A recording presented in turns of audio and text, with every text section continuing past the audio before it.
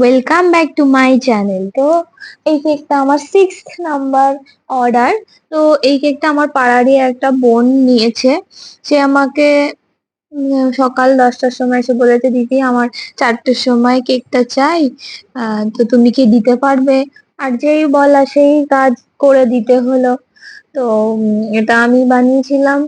Half পাউন্ডের কেকটা ছিল।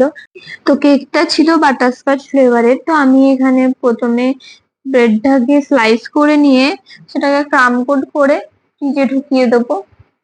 কি করছিস? মুড়ি? আচ্ছা, ঠিক আছে, খাও। আমার মেয়ে খুব দুষ্টুমি করে, একটা মুড়ি দেখতে পাবে না, সেটাকে মুখে কুড়িয়ে নেবে। তো যাই হোক, এখানে আমি স্টার্ট করে দিয়েছি, দেখো, ক্রাম কোট করার।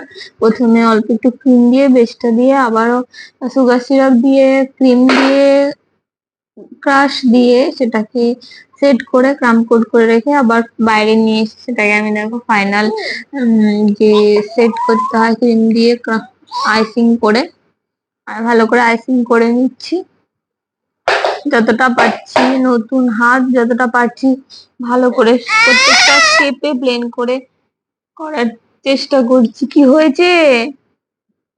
দুষ্টুমি করতে নেই বাবা। দেখো, এই যে কেকটা, আমার ফাইনাল লুক কেমন লাগছে তোমরা অবশ্যই জানাও। আর ভালো লাগলে একটা লাইক অবশ্যই করবে। Thank you.